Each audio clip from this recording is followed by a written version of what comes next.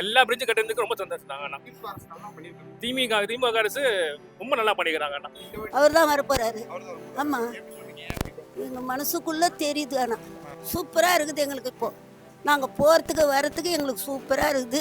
இல்ல அதில் உண்மையெல்லாம் சொல்லணும்னா அது வந்து சொல்றவங்க சொல்லிட்டு தான் இருப்பாங்க. பட் ஆனால் திமுக அரசு நல்லா தான் பண்ணிட்டு இருக்காங்க. பிரிட்ஜெலாம் நல்லா தான் கட்டுறாங்க. எந்த ஒரு குறை அவங்க திமுக ஆட்சியிலேயே பிரிட்ஜி நல்லா கட்டுவாங்க. பாலம்லாம் நிறைய கட்டுவாங்க. அதெல்லாம் அடிச்சிக்க முடியாது. எங்கே பார்த்தாலும் பாலம் நல்லா கட்டுவாங்க. நிலைமையில இருந்துச்சு. எத்தனையோ நாள் கேட்டுருந்தா அது வந்து இப்பதான் கட்டி கொடுத்துருக்காங்க. அதுக்கு ரொம்ப நன்றி ஸ்டாலின் மினிஸ்டருக்கு. கையெழுத்து கும்பிட்றேன் பண்ண அவருக்கு நிஜமா யாருக்கே சேலஞ்சுக்கு கையெழுத்து கும்பிட்றேன்.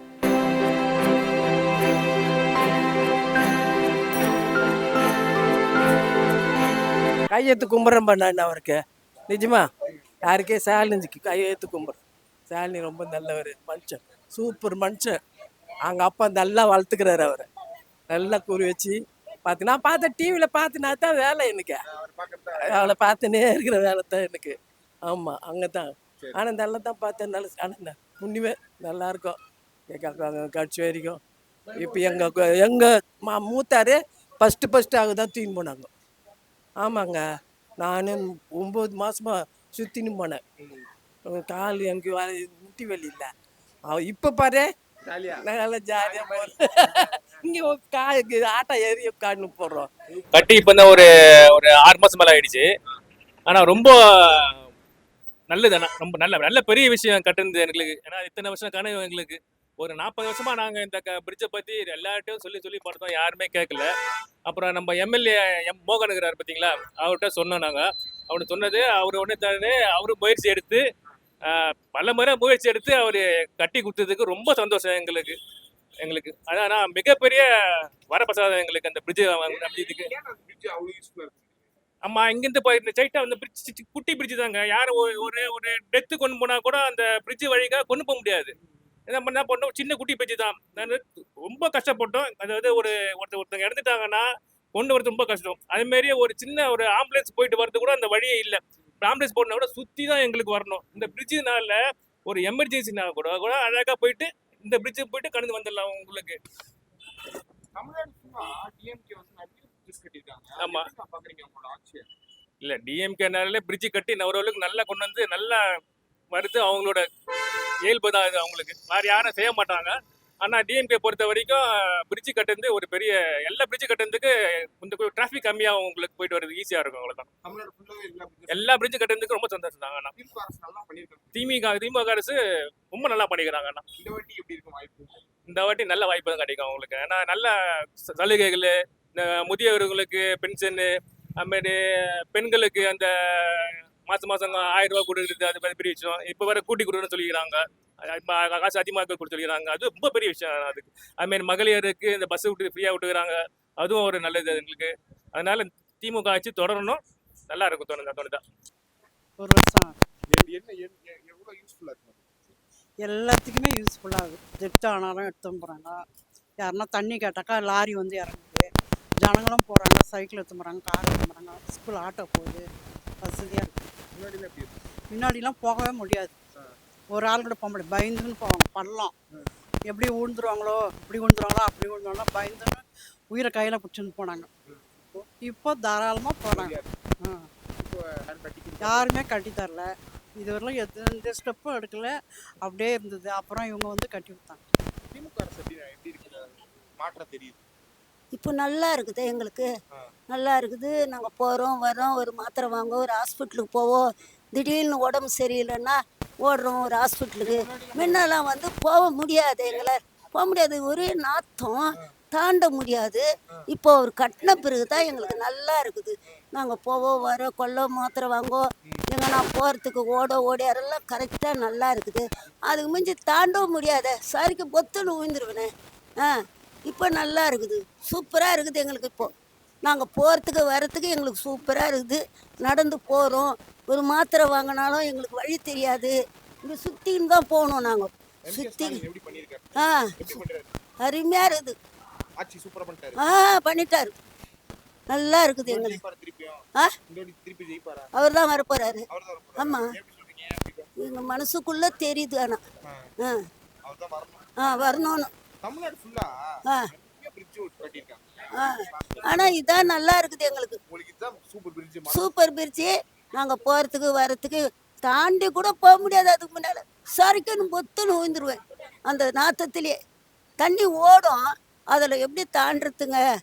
யாராவது இட்டுன்னு போய் தான் என்னை விடணும். அந்த அளவுக்கு இருந்தோம் நாங்கள். இப்போ நிம்மதியா இருக்கு. கொசு தொல்லை தாங்க முடியாது. அப்போ ரொம்ப கொசு, ஏகமான கொசு, ஒரே நாத்தம் தாண்ட முடியாது. யாராவது இட்டுன்னு போய் விட்டாதான். செம்ம சண்டை. சும்மா போனேன், அவங்க பாட்டு சண்டை போட்டுக்கிறாங்க. ஃபர்ஸ்ட் நியாயமாக கல் வச்சு பூஜை போட்டாங்க. அவங்க போடவே இல்லை. போடவே இல்லை. நாங்கள் பூஜை வச்சோம். அவர் வந்து பூஜை வச்சாரு, உடனே கட்டிட்டாரு.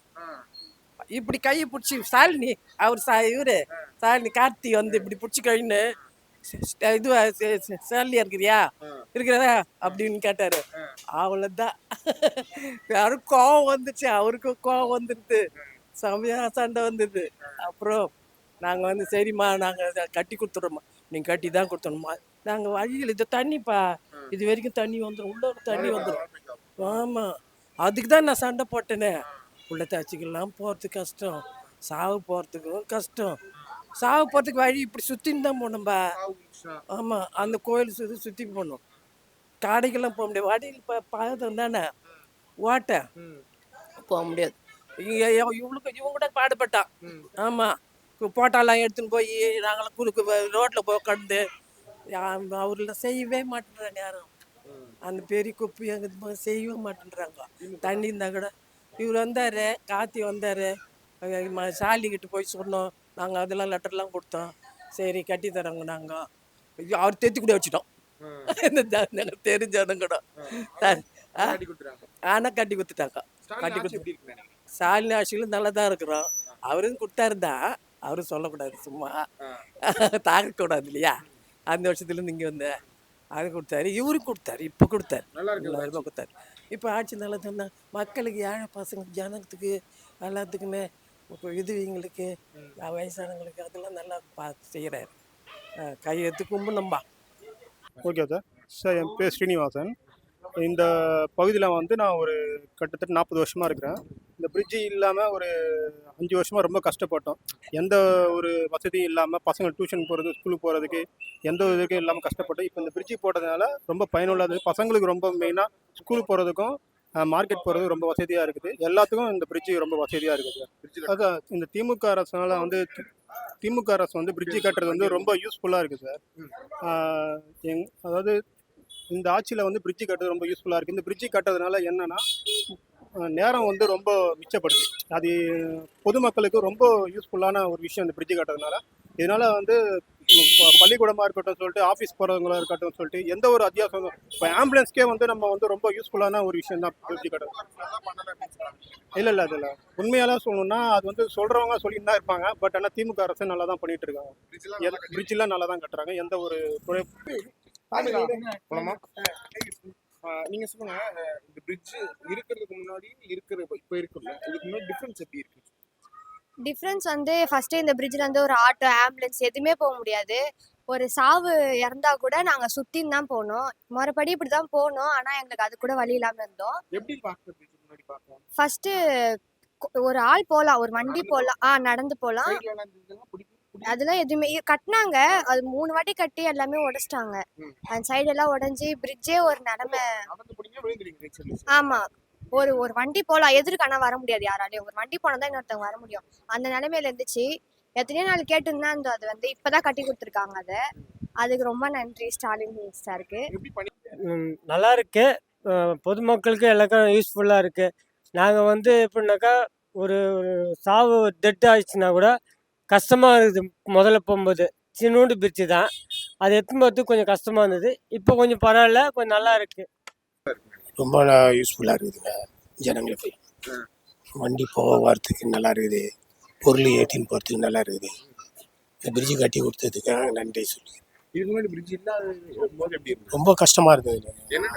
ரொம்ப கஷ்டமாக இருந்தது. 2 வீலர் கூட போக முடியாது. நடந்து போகிறதுக்கே ரொம்ப பயமாக இருக்கும். சைடில் எதுவுமே இல்லை, ஒரு சிங்கிள் அதான் அந்த தளம் மாரி இருந்தது, அவ்வளோதான். கொஞ்சம் தவறி விழுந்தா கூட தண்ணியில் தான் விழணும். அவ்வளோ ரொம்ப கஷ்டமாக இருந்தது. இங்கே மண்மேடாகவும் இருந்தது, நைட்டில் கூட போக முடியாது, பயந்துன்னு தான் போகணும்.